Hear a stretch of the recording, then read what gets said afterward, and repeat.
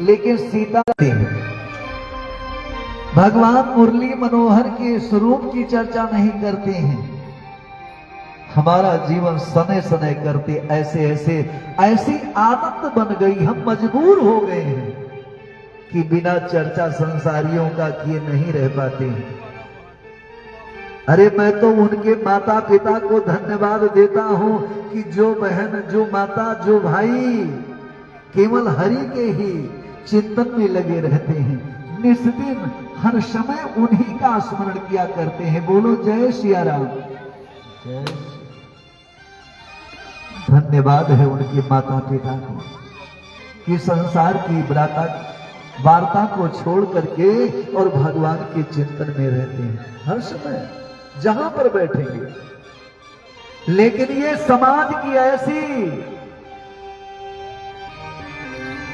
रूप बन गया, ऐसे ही भाव बन गया, ऐसा चित्त हो गया है कि हम चलते फिरते उठते बैठते बस में हो, ट्रेन में हो, गाड़ी में हो तो कहीं ना कहीं जगत की बात निकल जाती है मुंह से। बोलो सही है ना? सही है।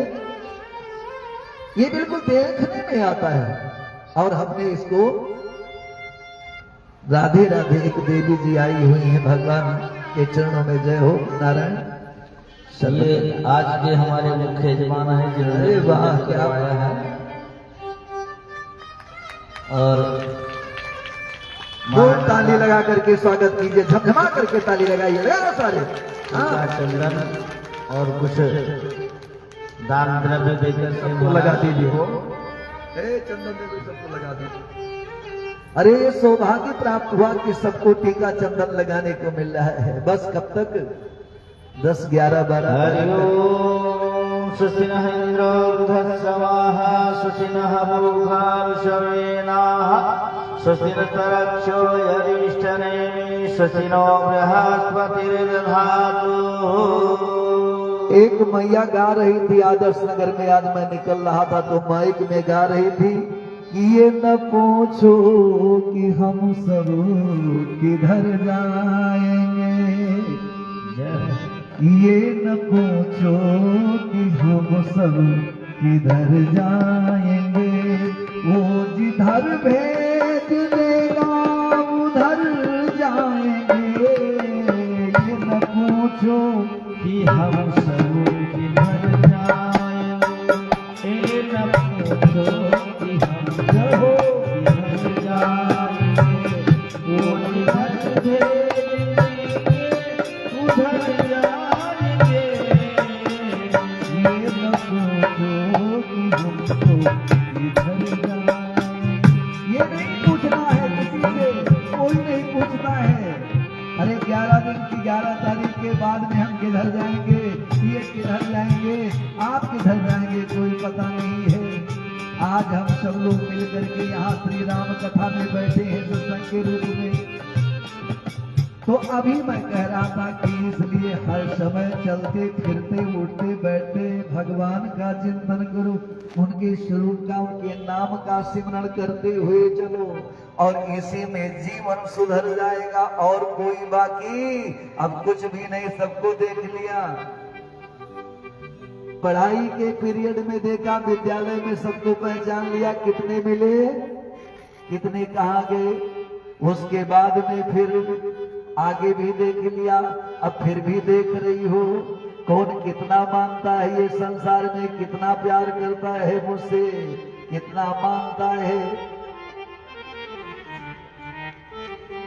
लोगों की आदत बन गई है कि किसी को तो श्रेष्ठ बताते हैं कि बहुत अच्छा आदमी है, साधु पुरुष है, लेकिन संतान इसकी अच्छी नहीं है। ये तो बड़ा साधु पुरुष लेकिन संतान, ऐसा क्यों, ऐसा क्यों है।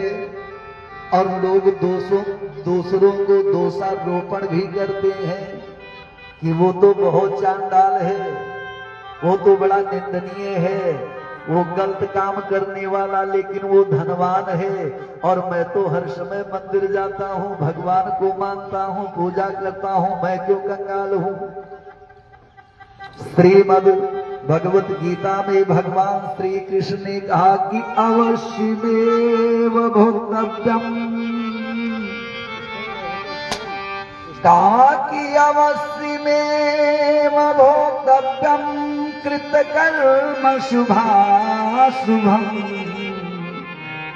कृतकर्म शुभाशुभम।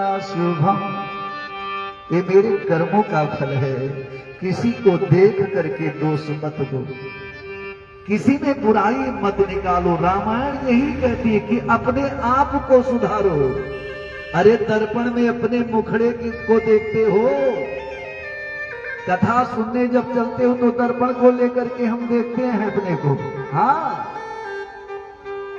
इस मिट्टी के लोथड़े को, लेकिन अपने हृदय रूपी दर्पण में अपने आप को झांकते रहो, हर समय देखते रहो, हर समय देखना चाहिए।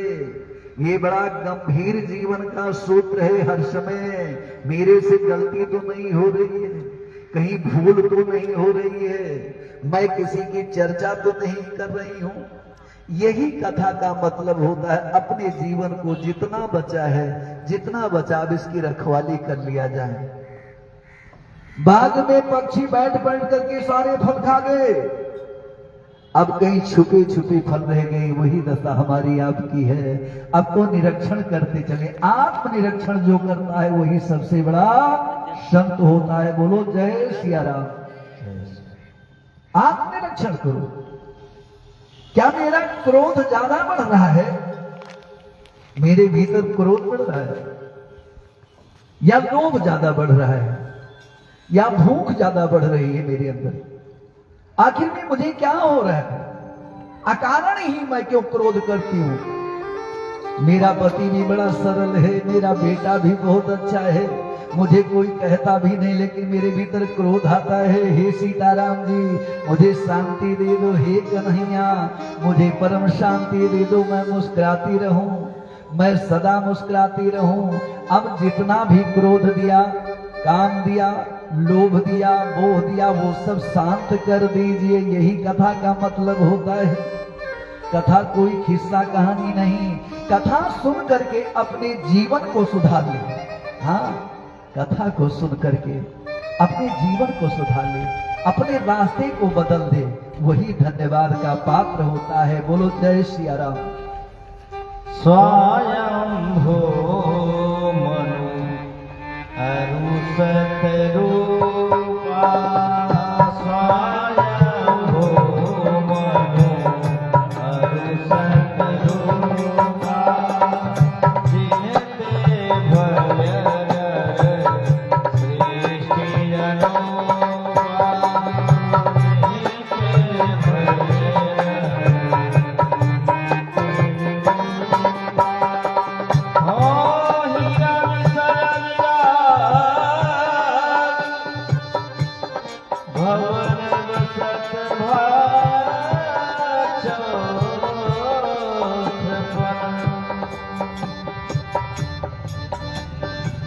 महाराज मनु,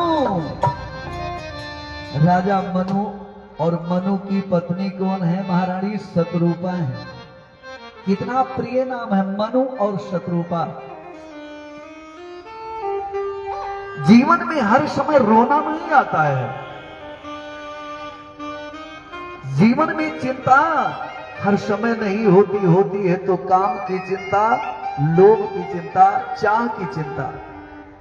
लेकिन महाराज मनु जो है शत्रुपा, इन्हीं से सृष्टि, पूरी सृष्टि की उत्पत्ति हुई है। एक छत्र राज पूरे पृथ्वी पर इन्हीं का था, और ये ब्रह्मा जी के पुत्र है महाराज मनु। इनकी पत्नी कैसी है? बड़ी भाग्यशाली, कमल के समान मुख वाली।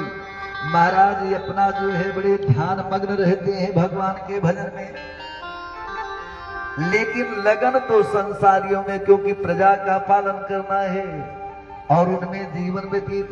एक दिन की गोस्वामी जी उल्लेख करते हैं श्री रामचरितमानस में कि एक दिन की घटना है। क्या घटना है? सायंकाल का समय है। बड़े ध्यान से कथा सुनिए। सायंकाल का समय है। सूर्य नारायण अस्ताचल की ओर जा रहे हैं। आज मनु महाराज अकेले बैठे हुए अपने भवन में कोई भी नहीं है। अपने कक्ष में बैठे हुए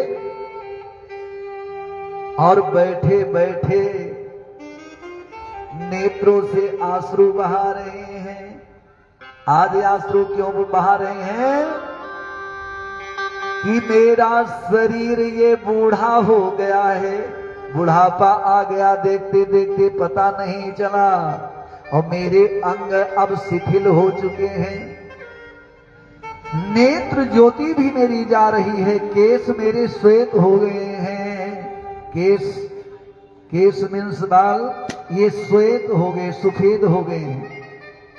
लेकिन आज तक मैंने भगवान के लिए कुछ त्याग नहीं कर पाया, आज तक मैंने उनकी तपस्या नहीं कर पाया, नाम जप नहीं कर पाया। और बाल बच्चे भी समझदार हो गए, लेकिन आज तक मेरा मन जो है भोगों के प्रति आकर्षण नहीं जा रहा है। भोगों में मन जब अटक जाता है तो फिर ये छूटता नहीं है।